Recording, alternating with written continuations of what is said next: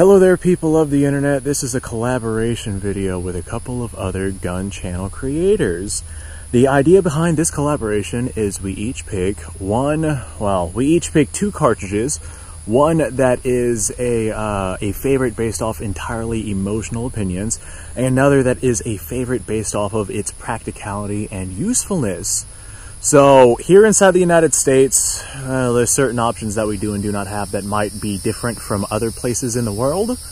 And the rules for this collaboration are very lenient, and there's no real steadfast rules. So what I'm going to do today is I'm going to go ahead and talk about my favorite cartridge, just specifically for emotional reasons, and then what I think one of the best practical cartridges is out there if you had to go pick a cartridge, what my favorite cartridge would be if you needed a one-do-everything kind of cartridge.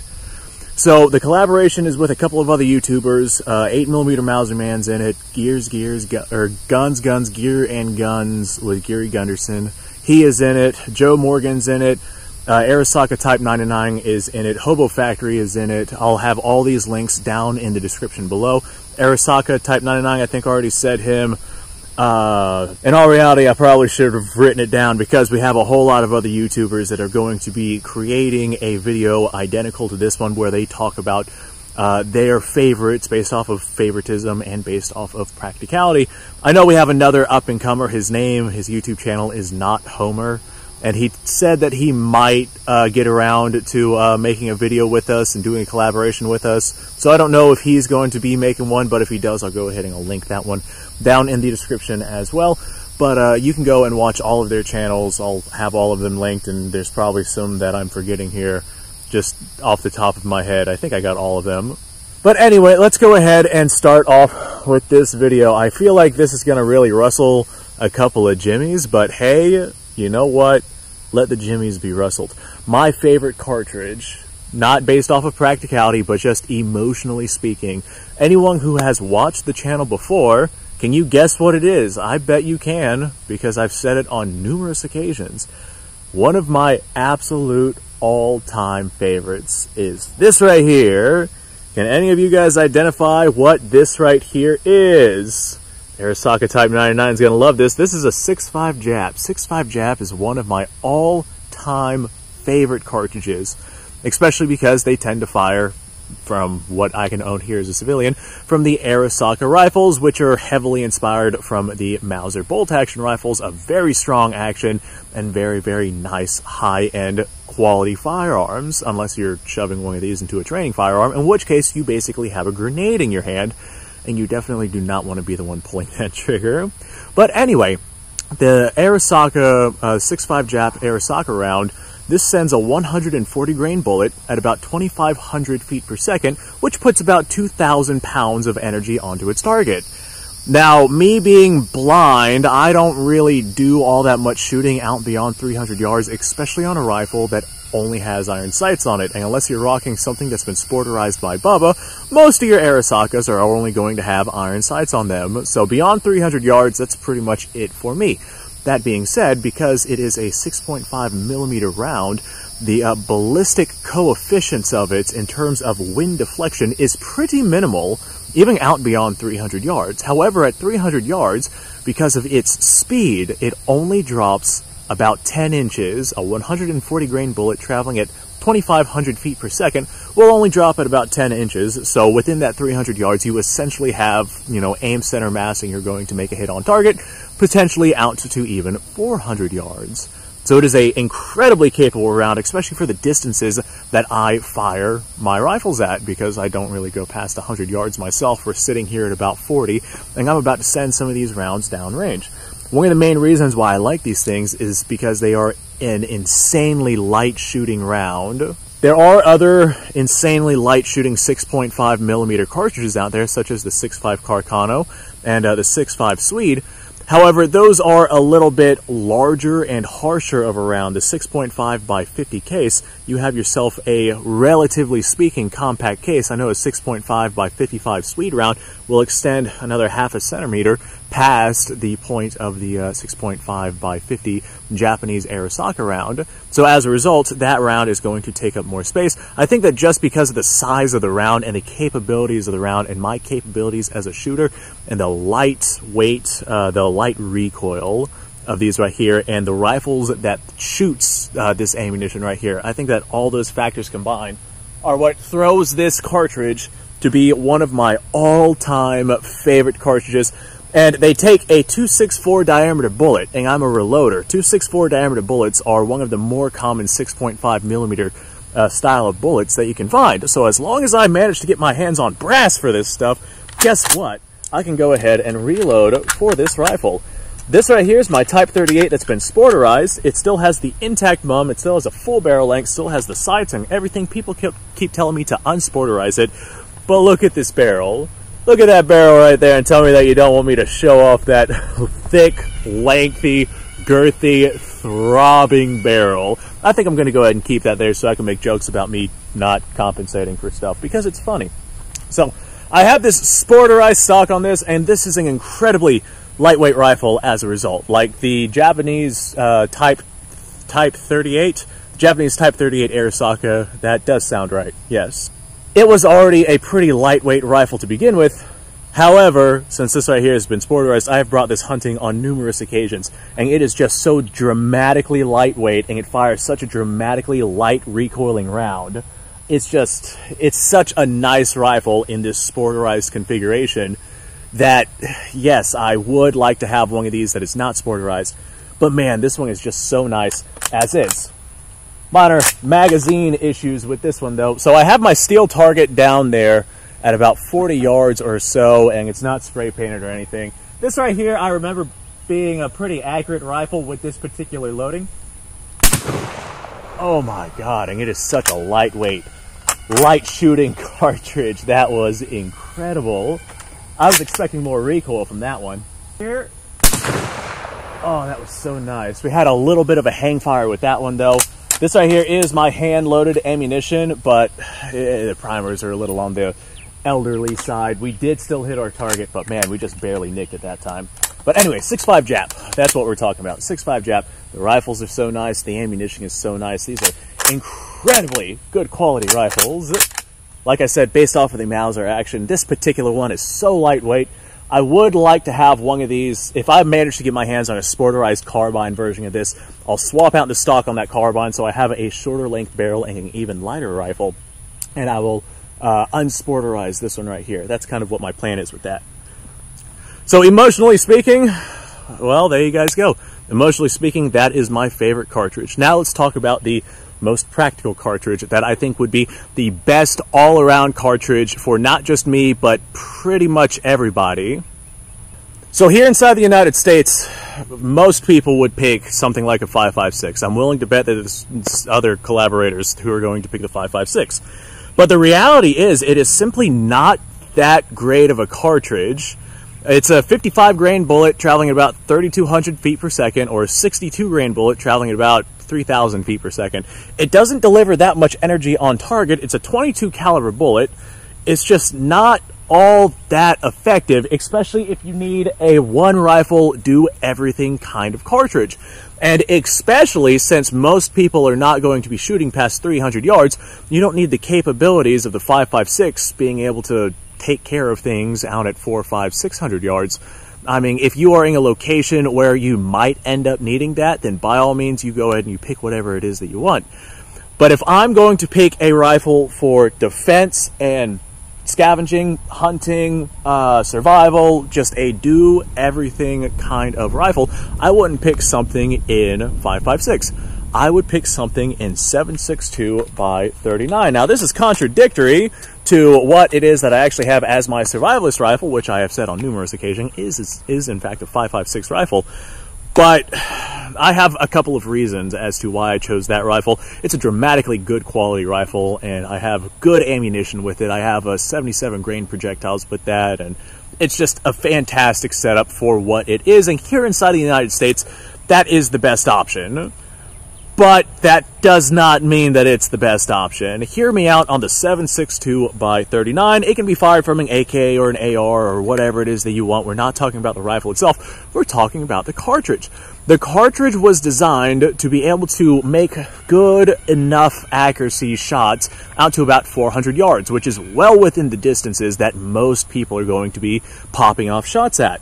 The 7.62 by 39 tends to be a 123 grain-ish bullet, traveling at about 2,400 feet per second, maybe 2,500, depending on your barrel length and what it is that you're actually using. And this projectile, unlike the Arisaka dropping at 10 inches in 300 yards, this projectile is going to drop at about 26 inches in that 300 yards. So you aim for the head and you'll hit them somewhere in the body, basically, essentially. But the amount of energy transferred onto that target is dramatically more than something like a 5.56, because we're talking a 55 grain projectile or a 62 grain projectile, bumping that up to basically double a 123 grain projectile. Although it is traveling a little bit slower, the amount of mass that is behind that is dramatically going to put just a huge amount of energy onto the target in comparison to one of those little 22 caliber rounds. This is a 30 caliber round rifle. 7.62 by 39 is a .311 diameter bullet, or 312, one of those two.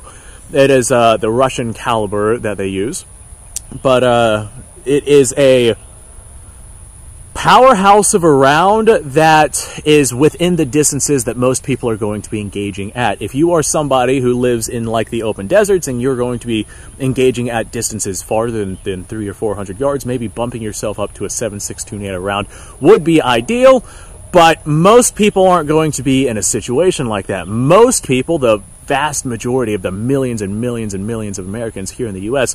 are going to be in either cities or rural areas or suburbans or places like that where, well, there's a reason why there's huge plots of open land in the middle of the United States where just a majority of people are not. And so as a result, most people will not have to deal with things beyond that 400-yard limit, and 7.62 by 39 is absolutely capable out at that 400 yards. Now, one thing I really do like about the AK platform is we have this side rail right here most of the time, unless you're getting yourself one of the not all that great AKs that are here inside the United States by certain companies, but we have a side rail on this thing, so you can actually mount optics to this thing. As a matter of fact, I use this AK for hunting. This right here is my 5-round magazine for hunting purposes, and I use a 12 power scope with this thing. I think it's 12 power. It's either 12 power or 10 power. Doesn't matter. But that is absolutely effective out to about 300 or 400 yards. I've made shots with this AK out to about that distance. 7.62 by 39, it does drop a little bit as you go farther and farther, but most people aren't going to be going farther and farther. And if you have to, then hey, you have the option to, with a little bit of training and a little bit of efficiency with this rifle, it could absolutely be used out at those farther distances. Just bear in mind that it's going to drop more because the bullet is traveling slower. So as a result, gravity is going to affect it more before it hits its target. Not only that, but it's a slow-moving 30 caliber round, so if you have a lot of wind is going to deflect it left or right. But it is a fairly lightweight cartridge, not as light as 5.56 because it is a more powerful, larger round, but it's definitely lighter than your full power rifle cartridges. And for most instances, you don't need a full power rifle cartridge.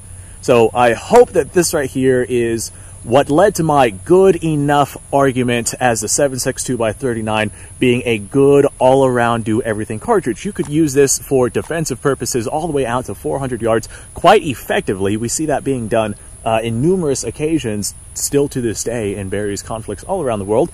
You can use it for hunting. In a lot of places, they restrict you to a 30 caliber rifle. Well, guess what? 30 caliber rifle. You can get external mags for this particular rifle or basically any other 7.62 by 39 rifle, including the SKS. They're just aftermarket mags. There's a lot of pros to the 7.62 by 39 and the rifles that they shoot. They have some incredible, if you're going to get yourself standard full metal jackets, the 123 grain projectiles, then those right there can be very effective. They can put a lot of energy on the target. But the beauty about this particular cartridge is there's all sorts of different loadings for this cartridge, not as many as something like a 5.56 here inside the United States, but you can still go out and get yourself lightweight or heavyweight projectiles, hollow points, soft points, expanding rounds, polymer tips. You can get yourself tracer rounds, or you can get yourself AP rounds for this, incendiary rounds. I've seen all sorts of stuff available in 7.62x39 if you want to get your hands on some sort of specialty ammunition. Nowadays, getting your hands on some specialty ammunition for something like a 6.5 Jap, you're either going to get full metal jackets or soft points and a couple of different bullet weights, and that's pretty much it, unless you're going to buy some old school military surplus. So I got a couple of rounds inside of this thing. Let's go ahead and send a couple of these rounds downrange. God, this magazine sucks. All right, well, now we have ourselves a double feed. There we go. We got it that time. I'm also not, I don't have my rubber butt pad on this thing.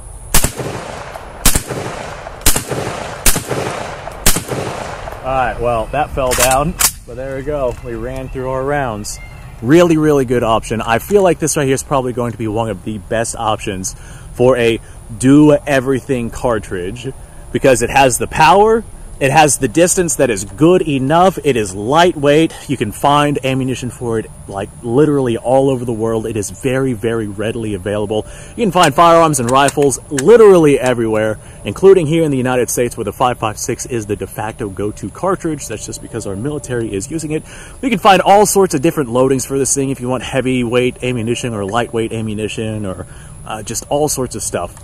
This right here is one of the all-around best cartridges for the average person. If you have yourself a marksman who's going to be touching out to farther distances, or if you have somebody who is doing incredibly close CQB and that is all that they do, or if you have, just insert your choice of a special operation here where they need some sort of different cartridge than something like the 7.62x39, then of course there's going to be exceptions where this would not be the case. That would not be the best cartridge. However, as a general rule, for most of the people, this right here would be able to handle basically everything. Ballistically speaking, it is very, very similar to that of the 30-30 round. And the 30-30 round, as we've seen from U.S. history, was incredibly adequate for being a good go-to cartridge and doing basically all of what most of the people needed it to do. It wasn't overly powerful, but it also was not underpowered either. Same thing with 7.62x39.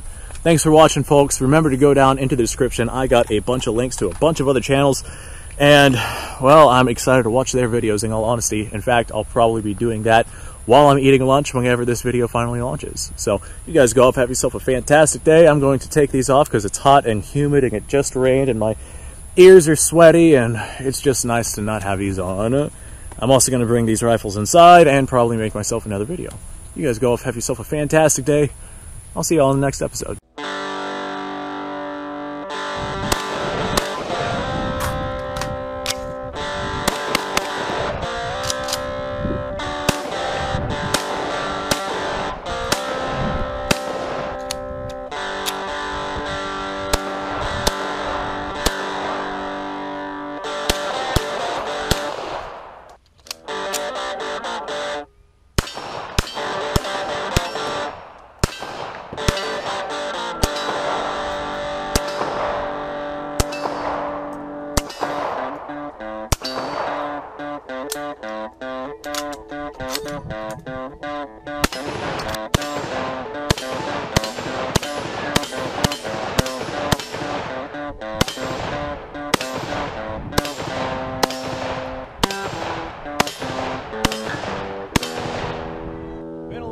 Since I've done this.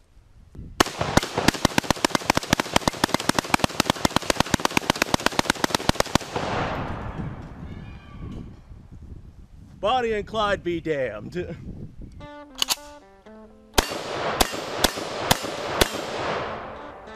poor man's Garrett.